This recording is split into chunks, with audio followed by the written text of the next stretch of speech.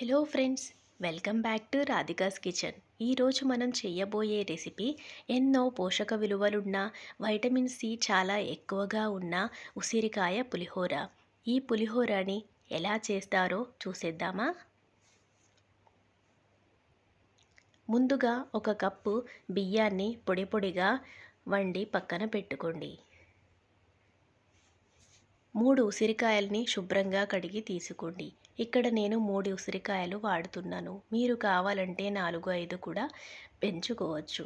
వీటిని చిన్న చిన్న ముక్కలుగా కట్ చేయండి. నేను ఇక్కడ ఉసిరికాయ పేస్ట్ చేయడానికి ఉసిరికాయల్ని చిన్న ముక్కలుగా కట్ చేసి దంచుకుంటున్నాను. మీరు కావాలంటే మిక్సీ జార్లో కూడా వేయొచ్చు. మిక్సీ జార్లో క్వాంటిటీ తక్కువగా ఉంటే సరిగ్గా మిక్సీ అవ్వదు. అందుకే ఇక్కడ నేను దంచుకొని పేస్ట్ చేసుకుంటున్నాను. వీటిని మెత్తగా దంచుకుందాం.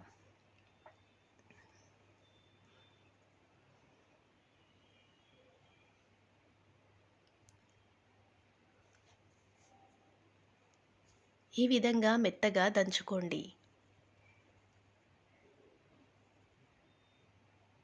నాకు ఒక 5 నిమిషాల తర్వాత ఈ విధంగా కొద్దిగా పేస్ట్‌లా అయ్యింది. ఇలా ఉంటే సరిపోతుంది. దీన్ని ఇప్పుడు ఒక బౌల్‌లోకి తీసుకుందాం. స్టవ్ ఆన్ చేసి కడాయి పెట్టి 2-3 టేబుల్ స్పూన్ల ఆయిల్ వేసుకోండి. ఆయిల్ వేడయ్యాక అర టీ స్పూన్ ఆవాలు వేసుకోండి. అర టీ స్పూన్ జీలకర్ర వేసుకోండి.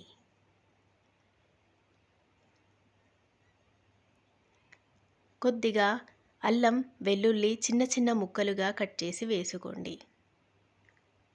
ఇక్కడ నేను పల్లీలు, శనగపప్పు, మినప్పప్పుని కొద్దిసేపు 10 నిమిషాలు నీళ్ళలో నానబెట్టి వేస్తున్నాను. ఇలా వేయడం వలన పప్పు తింటుంటే మెత్తగా టేస్ట్ బాగుంటుంది.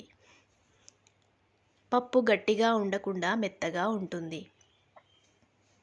వీటిని ఆయిల్లో కొద్దిసేపు ఫ్రై చేసుకుందాం. అందులో 2 పచ్చిమిర్చి కట్ చేసి వేసుకోండి.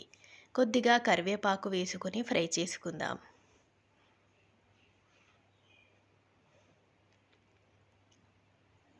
పల్లీలు, పప్పు ఈ విధంగా ఫ్రై అయిన తర్వాత అందులో కొద్దిగా ఇంగువ వేసుకోండి.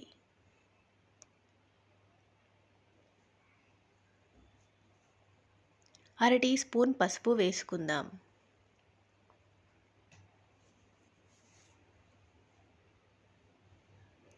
ఒక టీ స్పూన్ ఉప్పు వేసుకొని కలుపుకోండి.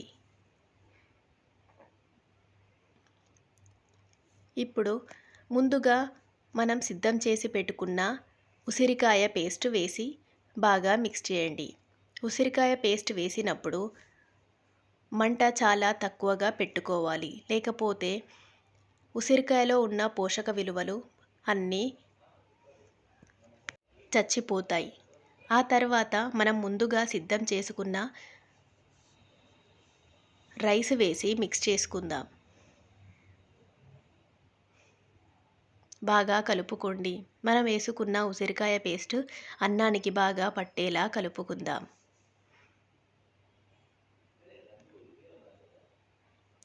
ఇప్పుడు అందులో అర చెక్క నిమ్మరసం వేసుకోండి. నిమ్మకాయ రసం వేయడం వలన ఆమ్లా రైస్ టేస్ట్ చాలా బాగుంటుంది. బాగా కలుపుకుందాం. ఇప్పుడు ఒకసారి ఉప్పు సరిపోయిందో లేదో రుచి చూడండి. ఉప్పు తక్కువైతే ఈ టైంలో మీరు కొద్దిగా ఉప్పు వేసుకొని కలుపుకోవచ్చు. నేను కొద్దిగా ఉప్పు వేసుకున్నాను. అంతే, మన ఎంతో కమ్మని ఎన్నో పోషక విలువలున్న ఉసిరికాయ పులిహోర రెడీ అయిపోయినట్టే. దీన్ని సర్వింగ్ బౌల్లోకి తీసేసుకుందాం.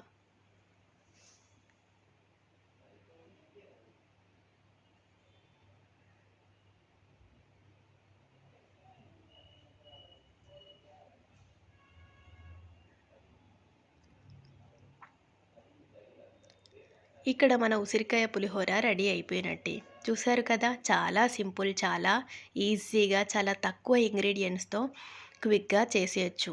మరి ఎన్నో పోషక విలువలున్న ఉసిరికాయ పులిహోర మీరు ట్రై చేసి మీకెలా కుదిరిందో నాకు కామెంట్ చేయండి.